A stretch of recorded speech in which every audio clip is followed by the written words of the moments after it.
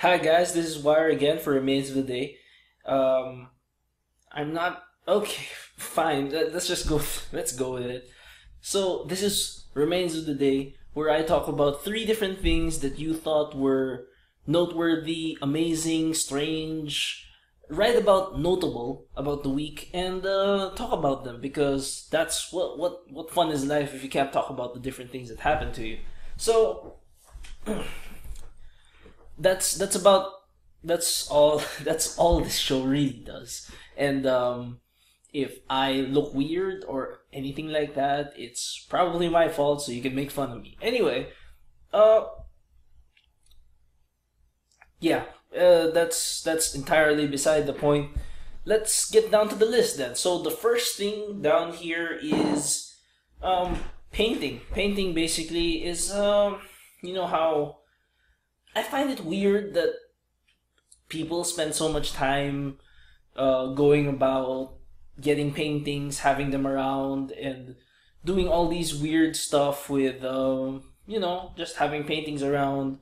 Oh yeah, I can see a nipple, and that's about it. It's like I'm not exactly sure why this is here. If I ever had the chance myself, I would put the weirdest possible paintings. Not the weirdest. I would put the most socially inappropriate paintings in the front of the house, and then so that when they walk in, I kind of lower their expectations. So all my great art is in the back, and then that's all they see when they sit down and chat. Because, um, to be honest, there's a lot of paintings out there which I really don't care about. It's anything that has to do with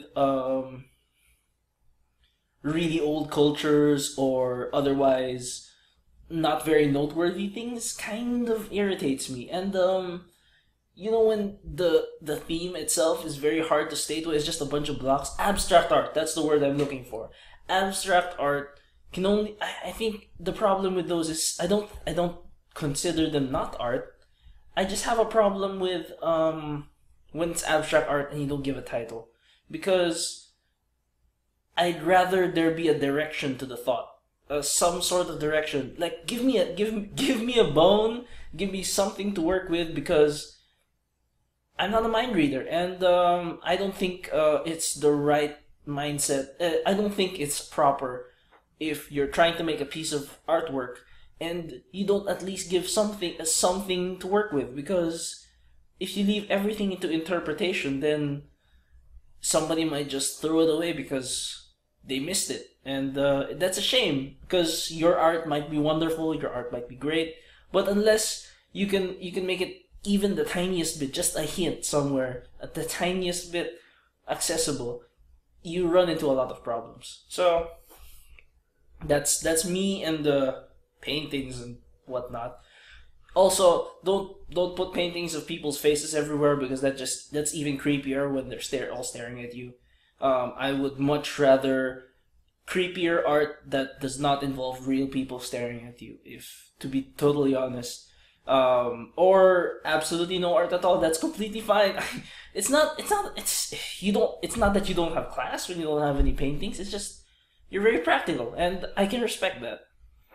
So yeah, that's the first thing. The second thing is something I just read today, where you'd probably never know what today is, but today, and that's because I just read an article saying that boogers are actually healthy to eat, if that makes any sense whatsoever. Because boogers have boogers, like the stuff coming out of your nose when you're sick, especially the hardened kind. Apparently, it has a lot of bacteria because that's where they all build up, and that's where they all and they dry up, and then the mucus dries them up, and they die somewhere down there. It feels so weird talking to a camera. But I'm trying to describe what boogers look like. They're green. They're about this big. I mean this big. They're about this big. And yeah, they have so much bacteria, the dead and alive and messed up and weakened. That's the important part about this entire entire thought is these are all weakened bacteria. And with weakened bacteria, the first thought that this one scientist from Australia said was, why not find a way to put it back into your body? Like, eat it.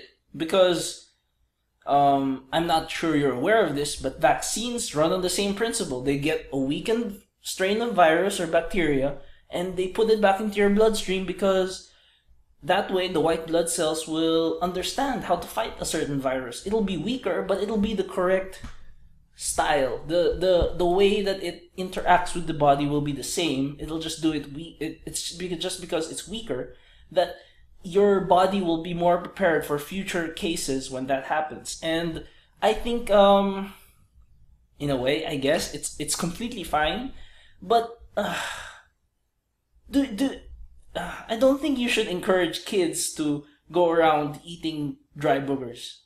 Like, maybe if it's still in your nose, fine, but pulling it out with your nose, like up your nose and then back into your, it's not. It's not. I don't think. I don't think I could get used to that. Practically, maybe it'll work. Picking your nose by itself can be bad because you can potentially cut a vein and start a nosebleed just by picking your nose. So I wouldn't advise it, but apparently it is good for cleaning. It does get you a certain kind of vaccine back into your body, which is nice, but probably not for me. Anyway, boogers. Why am I talking about boogers here? Anyway, so the third thing on the list is sparks. Oh god, here's another story time. So, you know how sparks come whenever you weld, or fireworks when they spark up, and when you have something cooking in hot oil like garlic or whatnot, or maybe you're frying something.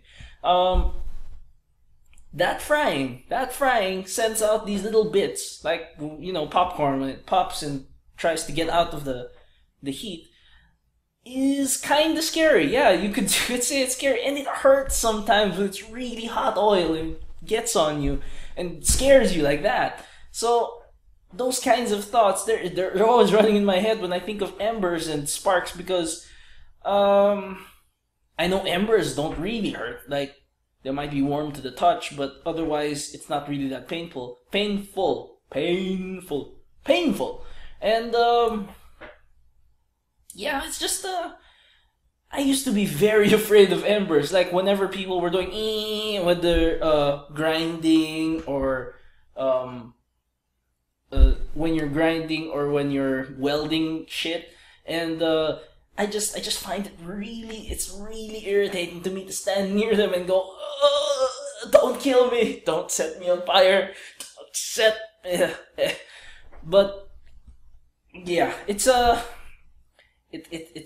I just don't want to be near that kind of stuff. But I know personally, mathematically, scientifically, whatever other way you can put it, those things are not that scary. You can stand relatively near, just don't look straight into the light because it probably blind you. The embers themselves, the sparks, they're all fine. You might have an itch or two afterwards. It might sting, but it won't really leave permanent damage. Your skin's made of tougher stuff than that. It's not that big a deal. But yeah, it's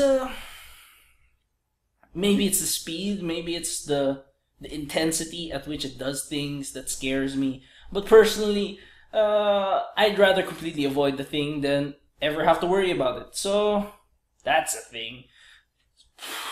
Sparks. Who likes sparks? Not me. Hey. Oh yeah. Okay. So yeah. Well, that cuts basically the remains of the day to the end of everything. I'm not exactly sure what else to say other than if you have 3 different things that you want to talk about the week, and if you agree, disagree with whatever I said, how much I'm not even sure if you can like or hate these topics, but I talked about paintings, boogers and sparks, more than half of these topics are stuff I shit my pants on. If not recently, then in the past. But yeah, just leave me a comment somewhere, wherever you see this video. I have no idea, but yeah. If you have any questions, anything to say whatsoever, just leave it down below, and I'll get back to you. It's I have the time. I can a couple of questions won't hurt. Anyway, yeah. So that's it for Remains of the Day. This is Wire here, and I propose a toast to all things great and small. Wire out.